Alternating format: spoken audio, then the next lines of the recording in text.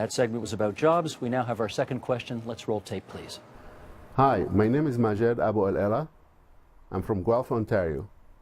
My question is, how each political leader will cut government spending, by how much, and in which areas? Thank you. Okay, this segment will feature off the top, Andrea Horwath against Tim Hudak. Then Mr. McGuinty comes in later. Ms. Horwath. Well, Majed raises a question that's on everybody's mind these days, and I think it's important to recognize that as a mom and as a person who has to balance her checkbook every single month, I know how important it is to make sure that we get rid of the deficit in Ontario, and I have a plan to do that. In fact, my plan is very upfront, very well costed, and it very clearly shows that in rolling back the wrong-headed blank checks that these two gentlemen prefer, we're going to be able to switch that investment in different ways. We're going to give families a break because I believe that the family budget is extremely important, and we're going to only reward the companies that are creating jobs and getting Ontario back to work. We'll be balancing the budget by 2017-18, but we'll be doing it in a very reasonable way, a way that's prudent, a way that's practical, but in a way that makes sure that we're changing the priorities to put jobs first, to put people first, and get our economy back on track. Tim Hudak?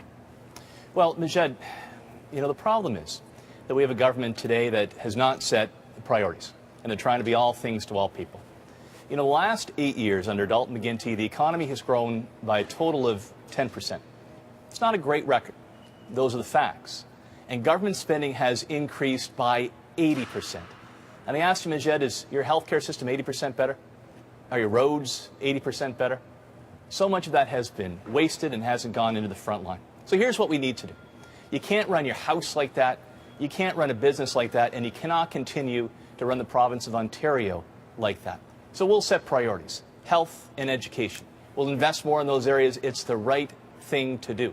And find savings of 2 cents in every dollar outside of those areas. Well, and the other thing we need to do, is where that 2 cent savings is coming from. I mean, I think it's important that Ontarians get an understanding from this leadership debate of exactly how you're going to achieve those savings, because it's easy to put that down on paper, but unless you're prepared to show them where the money is, they're not going to believe it. And so what the idea is, you know, give them something that they can trust in, not just promises that that don't have anything to back them up. That's why our plan is costed. It's very clear. We show very clearly how we're going to not only achieve the savings, but change the priorities, to put people first, to put jobs first, to take the pressure off small business by reducing the small business tax, to make sure families have money in their pockets again. And we do it by rolling back those wrong-headed tax cuts that both of you guys prefer. Instead, what we're going to do is reward companies that create jobs. We think that's the better way to go. Mr. Hudak? Well, here's the reality. It's a matter of setting priorities. Health and education will be ours. Investment will increase in those areas. We'll find savings of 2 cents in every dollar, just like families and businesses have been doing. The other thing, Majed, if we want to get out of this hole, we need the economy firing on all cylinders. We need people working again in the province of Ontario. And with 500,000 unemployed women and men sending their resumes out today, we need them working in good private sector jobs. The more people who are working, the more revenue will come into the treasury. And that's why I object to Ms. Horwath's plan that's going to increase taxes on businesses. That doesn't help. Higher taxes under Ms. Horwath, higher personal taxes under Mr. McGuinty, they'll kill jobs. No, I'm the only party, the leader of the party that will actually create jobs. Let's be clear. Through relief. Mr. Harper is already reducing taxes, corporate taxes, significantly. And with our rolling back of the tax cut that Mr. McGuinty and you favor, we are still going to be in a very competitive position. We are going to be lower than the Great Lakes state average. We're going to be lower than Japan. We're already in a very competitive state. And by taking the tax rate back to 14%, we're still going to be very competitive with our jurisdictions that are abutting us. And we don't need to give that blank check to those companies, because for 10 years, that $20 billion in blank checks has not brought us the jobs. So let's focus and reward the companies that are creating jobs, that are investing in Ontario, that are training their workforce. And then we'll have the kind of economy and the kind of province that puts the priority on people and jobs. Well, here's a difference. I mean, we were just in Northern Ontario, as you said, for the leaders' debate. You and I, Mr. McGuinty chose not to join us in the north. I just don't understand why increasing taxes on Abitibi-Bullwater, on Weyerhaeuser in Northern Ontario, on Valley Inco, how that's going to be helpful in creating the jobs that we need in the province. I think we need Hudak, it's not relief. their tax rate that's the problem. You need said to it let at him the finish beginning his of the sentence. debate. It's the electricity rates that are the problem, and I think we heard that loud and He clear. needs to be allowed to finish his statement. And that's how we brought forward a jobs plan to get energy rates under control, to lower taxes for businesses, and to clear aside the regulatory burden that holds businesses back, large and small. And a big difference, we need people to have the confidence to spend again to create jobs. And that's why the Ontario PC Party in Changebook will give average families relief. We'll take the HST off heat, we'll take it off hydro, idea. and the debt retirement charge will I'm come glad off you borrowed hydro as well, and an income tax cut for middle-class families who are really getting squeezed. If they have the ability to spend on hockey skates for the kids, home repair, that'll create jobs in Brampton, in Niagara, and in Northern Ontario. Okay, that is the end of the one-on-one segment, and as I invite Dalton McGuinty to join us, I'm reminded that the question said, what government spending are you going to cut, by how much, and in which areas? That was the very specific question. Not sure we've heard an answer to that yet. Go ahead, Mr. McGuinty. Thank you, Steve. I want to thank Majed for that very important question. And I think it's something that weighs heavily on the minds of many people around the world. In fact, the instability that's in the global economy today is not because of a lack of confidence in financial institutions. It's because of a lack of confidence in governments and their ability to manage the money. Here in Canada, we have a stellar reputation globally. And within Canada, here in Ontario, as I say, we're the biggest job producer in the country. Here are some specifics. We are reducing the size of the Ontario Public Service by 7%. That's nearly 5,000 positions. We're a little more than halfway there already. That'll save us $500 million.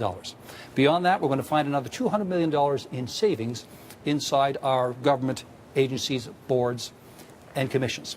We're also very much aware that in healthcare, there are better ways for us to deliver healthcare. And that takes me to part of our plan going forward. Instead of having our seniors, our parents and grandparents, go into long-term care homes or in a hospital setting, we should do, and what we want to do, is what they want us to do. We're going to provide more home care in the home. We're going to bring house calls back. And we're going to provide a new tax credit, $1,500 for a senior to make renovations to their home, to make it friendlier for them, safer, accessible.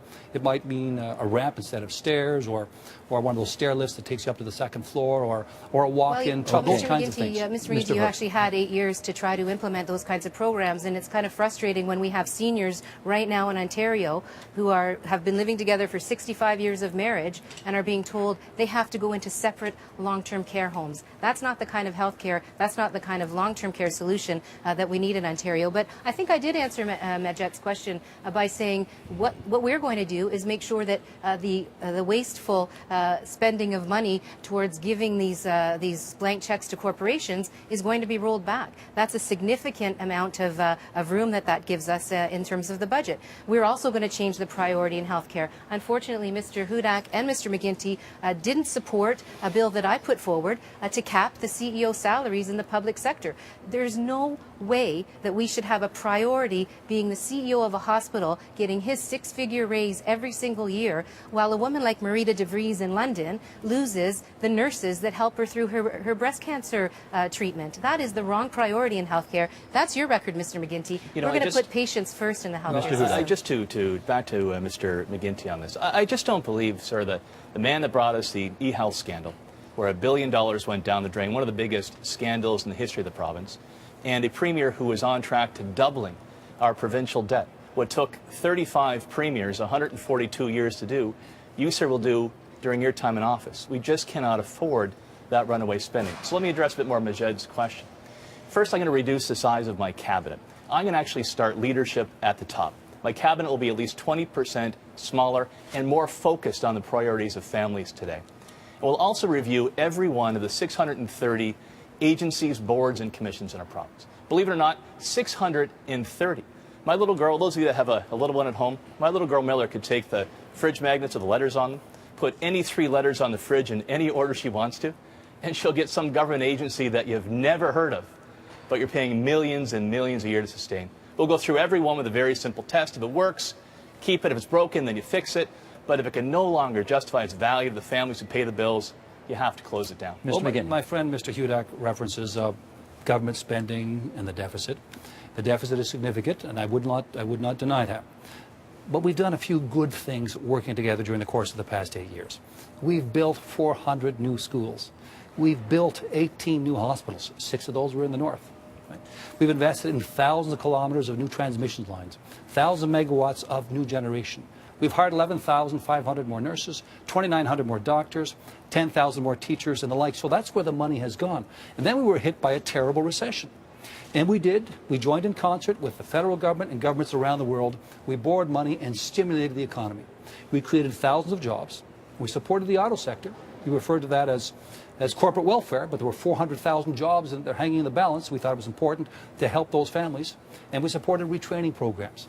Now we've got a great plan to lower that deficit over time. We eliminated your deficit that you bequeathed to us back in 2003, $5.6 billion. But so we know how to get it done. For all of the stats that you roll off your tongue, the people of Ontario feel like they've been ignored by you for the last number of years. Everywhere I go in Ontario, people are saying they feel that the government's taken them for granted and has not taken care of some of their basic concerns. The biggest one is the affordability of everyday life. So during that recession, what you decided to do was hit families with a new unfair tax that made life less and less affordable. You know what? I was in North Bay not too long ago, and I had the opportunity to pour a few drafts for some of my friends. And as I approached the other side of the bar where the general public was, 3 women about my age were at the bar, and we started chatting. And this woman said to me, she said, you know, Andrea, she said, I'm a mom, average mom. I'm a working woman. I've got 3 kids, and I cannot make ends meet. My paycheck is staying the same. My bills are going up. And there's something wrong with the fact that I feel insecure at this point in my life. And she's right. And that's your record, Mr. McGuinty. Mr. Hudak. Most people feel that way. You know, there's a very clear choice tonight. You have 2 parties that are high tax parties. Ms. Horwath can increase taxes on businesses. Mr. McGuinty will increase taxes on families. Mr. Hudak, on the contrary. And you have 2 Mr. high Hudak, government that's not true. spending parties. You only have You one should know party you should know my who will platform actually better than that. control runaway spending and focus on what's important, health and education. And if you want to get the books back in order, we surely can't stick with a government that increased spending by 80% when the economy only grew by 10%. We'll set priorities. We'll give families relief, like taking the HST off heat and hydro so they can spend again. And I will focus like a laser on private sector job creation, good jobs to get us moving. One more comment for each of you, Tim. Great. I want to just reinforce the notion of the support that we're providing for families. We got rid of that $5.6 billion deficit, and now we've been focused on providing relief for families. So we started by cutting electricity bills by 10%. We provided $355 by way of income tax cut to the average Ontario family. Moving forward, we want to reduce tuition by 30%. That's $1,600 a year for a family, for a student in university. That's $6,400 less for a university degree. And finally, there's a $1,500 tax credit for seniors to help them make renovations to their homes. So that's real, solid support to help families deal with their costs in the homes where it's really important to them. Andrea Horwath. Mr. Hudak knows that I'm not raising taxes on families. In fact, he borrowed some of my tax reduction issues off of my agenda, which is the HST off home heating, hydro, although I'm taking it off gas and I'm going to cap gas prices in Ontario. But you know what? I'm going to follow in the footsteps of NDP premiers around the country who actually have the best record, better than the Conservatives, better than the Liberals in terms of the way they've dealt with their budgets. We have been in the deficit position fewer times than each of these parties. And in fact, when we have run deficits, they have been a lower deficit to GDP ratio. That's the footsteps that I'm going to follow in when it comes to the way I operate this province when I get the opportunity. That's the last word in this segment.